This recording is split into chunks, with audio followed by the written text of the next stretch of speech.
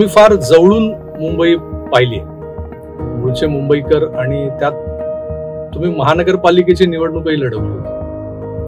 तर त्या अनुषंगानं तुम्ही एक प्रदीर्घ काळ एक लोकप्रतिनिधी म्हणून जेव्हा मुंबईकडे बघता, तर तुम्हाला जी दिसलेली मुंबई मागच्या 2.5 दशकात, तुम्ही जर त्याची विभागणी कराल तर म्हणजे पहिलं दशक, दुसरं दशक, त्यानंतर आताचा जो काही काळ गेलाय, प्रशासकाच्या अधीन असलेली मुंबई महानगरपालिका, काय वाटतं एकंदर तुम्हाला?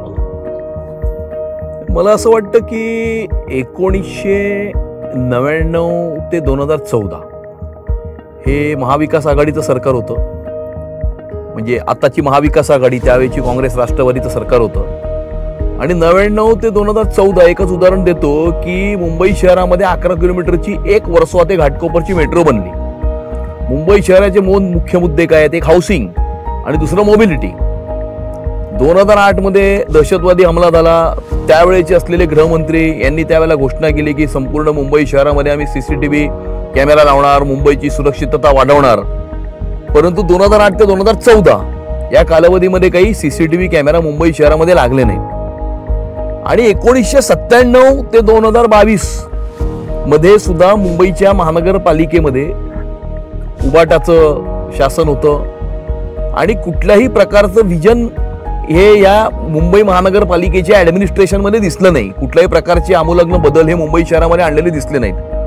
हे झालं 2014 पर्यंतचा काळ. आणि 2014 ते 2025 आजतागत टिल डेट हा जर मी काळ बघतो तर मला असं वाटतं की क्रांतिकारक अशा प्रकारचे बदल हे मुंबई शहरामध्ये घडले. त्यामध्ये सर्वप्रथम म्हणजे जे CCTV कॅमेराज काँग्रेस राष्ट्रवादी लावू शकले नाहीत, ते CCTV कॅमेरा 2016 मध्ये आदरणीय देवेंद्र फडणवीस मुख्यमंत्री असताना 2016 मध्येच 7,000 पेक्षा जास्त CCTV कॅमेराज मुंबई शहरामध्ये लावून मुंबईची सुरक्षितता वाढवण्याचं काम केलं.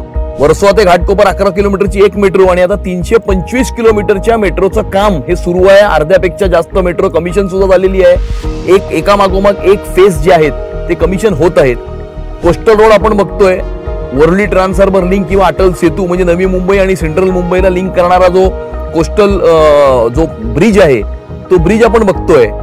आणि अशा प्रकारे coastal road, Atal Setu, metro, CCTV cameras असतील किंवा 2011 पर्यंत ज्यांचे स्ट्रक्चर आहेत त्यांना प्रधानमंत्री आवास योजनेच्या अंतर्गत घरं देण्याचा महाराष्ट्राच्या विधानसभेमध्ये जो कायदा आदरणीय देवेंद्रजींनी मुख्यमंत्री असताना पारित केला आणि 2019 ते 2022 हे सगळे कामं थांबवण्याचं काम झालं. परंतु 2022ला पुन्हा एकदा एकनाथ शिंदेजी मुख्यमंत्री झाल्यानंतर आणि आता देवेंद्रजी मुख्यमंत्री झाल्यानंतर ही सगळी कामं पुढे नेऊन हे मुंबईचं एक बदलतं स्वरूप हे आपल्याला या ठिकाणी बघायला मिळतंय.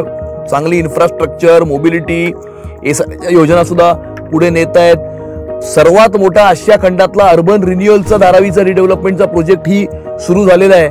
अशा प्रकारे एक वेगळ्या मुंबईचं स्वरूप आपल्याला पाहायला मिळतं. आणि मला असं वाटतं की पुढच्या 3 ते 4 वर्षामध्ये जेव्हा हे सगळे प्रकल्प मार्गी लागतील त्यावेळेला the way you live in this city will change for ever असं मला वाटतं.